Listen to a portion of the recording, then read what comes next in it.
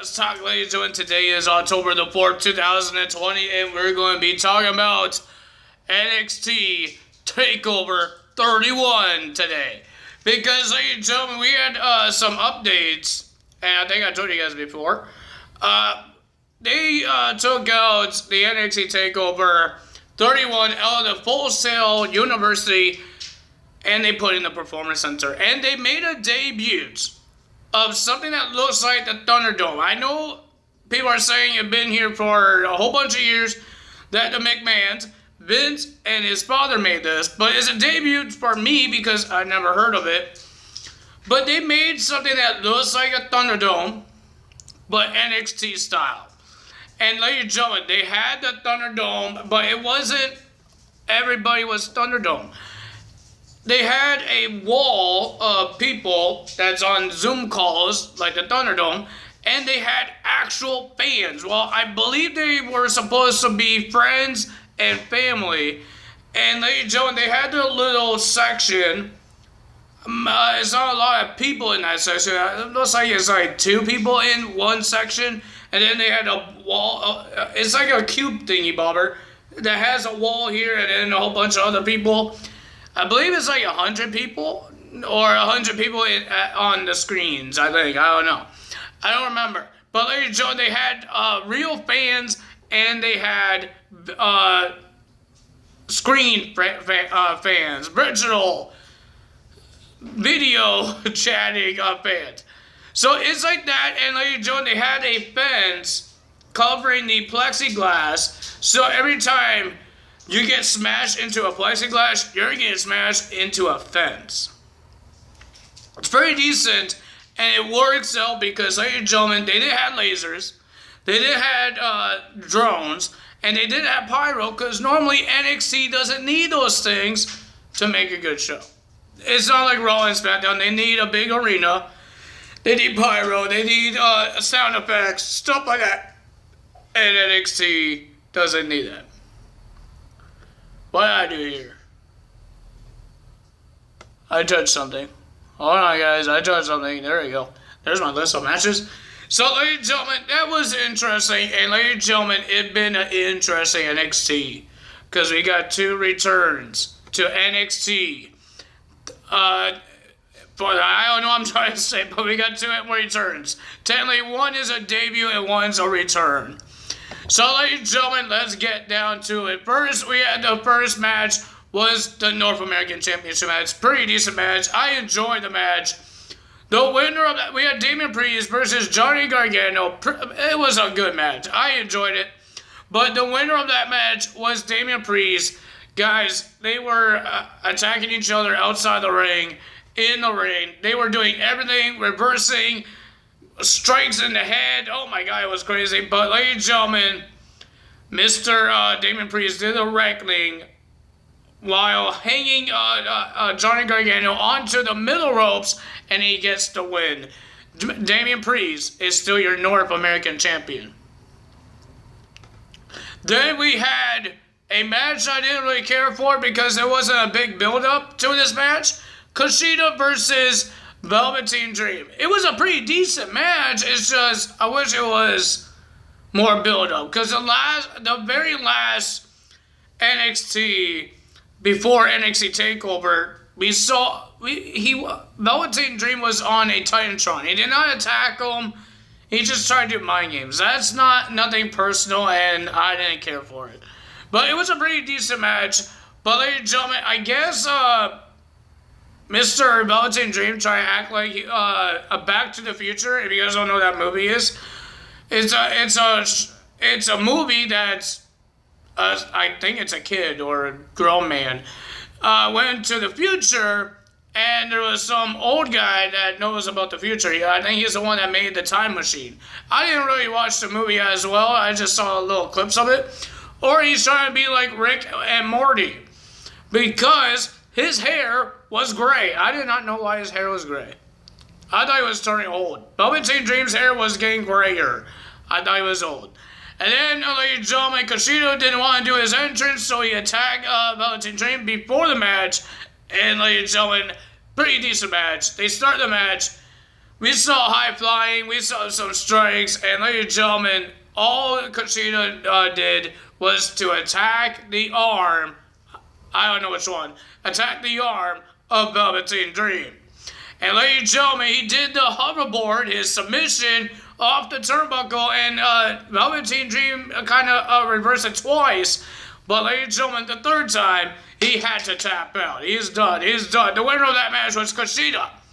But Kushida wasn't done there. He attacked the arm again after the match on Velveteen Dream. You could hear him scream, and the referees got him off once, and then he went back to the hoverboard and tried to break it again.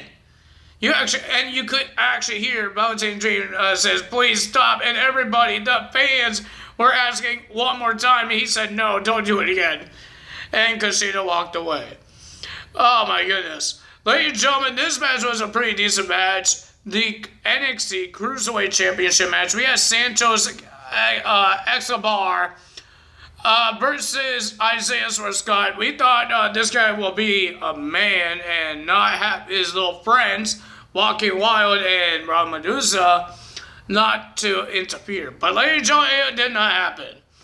And ladies and gentlemen, when Isaiah had the upper hand, we saw Walking Wild and Mr. Rob Medusa trying to stop Isaiah. And then Mr. Santos did his finisher. He kicked out. And then some guy, I don't know who he was. I think it was Leon Ruff. I had to spit. I don't know why. Leon Ruff. If you guys don't know who that is, he was a jobber. And now he's on 205 Live and he has a different name. He came out to take out Walking Wild and Rob Medusa as well. He got. And ladies and gentlemen, it was a pretty decent match. I enjoyed it. We saw Isaiah Scott did his drop kick in the face, and then he did 450 onto Santos, kick out. And ladies and gentlemen, at the end, we saw Isaiah was about to do a German suplex onto the apron, and then he fell and banged on top of his head onto the metal piece, back piece of the turnbuckle post. Not the exposed turnbuckle, the post thing that's holding everything, even holding the ropes. He hit there. Ladies and gentlemen, he hit back. They were on the apron and he fell backwards and the post was right here. Bink! He got hurt. And then, face buster, Santos gets the win and he retains the NXT Cruiserweight Championship. Then we had the Women's Championship on the line. Io Shirai versus Candice LeRae. Pretty decent match. Pretty decent. Not bad. But the winner of that match was Io Shirai. But at the end, the referee got knocked out. We saw Johnny come in the ring dressed as a referee. Candice went for a pin and he counted it. Just like Bayley did with Sasha Banks at the Extreme Rules. But she did not get the win. But the referee was distracted saying, "Give me my shirt," when he's wearing a shirt. He didn't take your shirt. I think he took somebody else's shirt. Because I remember you were wearing a referee's shirt and he was wearing one too. How is he wearing your shirt, referee? It's not your shirt, it's somebody else's shirt. And then the referee was distracted, and then Candice already clunks Miss Io Shirai in the head with the championship. She got an almost win, didn't get a win. And then Io Shirai with a Spanish fly off the turnbuckle and did a moonsault onto Candice LeRae to win the match. And then on the Titantron, or the wall of the Zoom calls, we saw Toni Storm on there and says she's coming to NXT to take the title. We thought it was the motorcycle lady. Well, I thought so, because she looked like a motorcycle lady when she put her glasses on. And then we saw the motorcycle lady drove to the performance center. I don't think I told you guys what it was called. She drove to the Capitol Wrestling Center. That's the name of the performance center now, is the Capitol Wrestling Center. That's what it's called. She drove there, and ladies and gentlemen, she came out and she came to the ring. Well, she was on top of the ramp, and she unmasked herself, or unhelmet herself, and it was the returning of Ember Moon. She is back, and she's on NXT. I'm happy to see her back. I'm happy she's actually might be in the ring again. And we're going to see a match between Io and Ember Moon. That's pretty cool. That's amazing. She had a career-ending injury. That's why we haven't seen her for months or almost a year. And now she comes back and she's on NXT. I'm happy. Ladies and gentlemen, I think everybody else is happy. People wanted Bo Dallas. I'll be happy if it's Bo or Ember Moon. Because they both sucked at the main roster. And they both were good on NXT. Back then. And ladies and gentlemen, we had the NXT Championship on the line. Finn Balor versus Kyle O'Reilly. There was a lot of rest holds. There was a lot of wrestling holds. It was slowing down. And ladies and gentlemen, and we saw some blood in the mouth of Kyle O'Reilly and Finn Balor at the end. But they both had body parts that they were targeting to hurt the other. Finn Balor had his leg because, you know, in Kyle O'Reilly, he attacks the leg, and that's his submissions he does.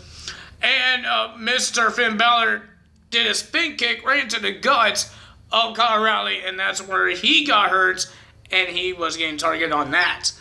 It was a pretty decent match, not bad, but the one I didn't really like it because there was so much rest holds. I like the hot spots. That's why I love the cruiserweights, because there's hot spots. I'm not saying it's a bad match. I'm just saying there was not a lot of hot spots. There was a lot of submissions. It was a good match. It was good. Kyle O'Reilly did a good job, but the winner of that match, after a coup de grace, we got Finn Balor winning and retaining the title. We got no new champions. But ladies and gentlemen, we saw the respect from the champion and the former challenger, Kyle O'Reilly, and Mr. Finn Balor. Finn Balor helped up Kyle O'Reilly. And ladies and gentlemen, they look at the one spot that doesn't have the plexiglass or the fence. And we saw Ridge Holland holding Adam Cole beat up. And he tossed him to the outside of the ring. And the rest of the Undisputed Era came out to see what happened. And they keep on asking Kyle O'Reilly and Finn Balor, what happened? You guys didn't see anything? Guys, they were in like a 20-minute or 30-minute match. How in the world are they going to see something? Like, I think Finn Balor was worried about his leg, and Kyle O'Reilly was worried about his guts, and you're asking what happened. Did you see anything? I think he just came. I think he attacked him in backstage, and he came out after the match, Ridge Holland.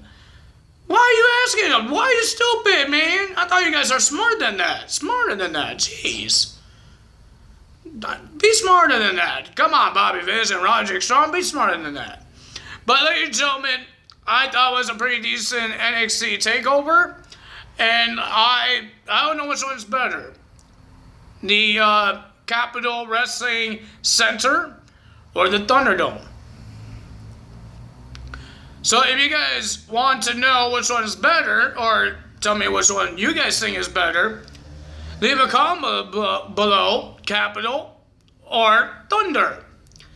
Which one you like the best? If you guys have been watching the wrestling shows and see what happens, I believe this is going to be the future of NXT until the pandemic is over.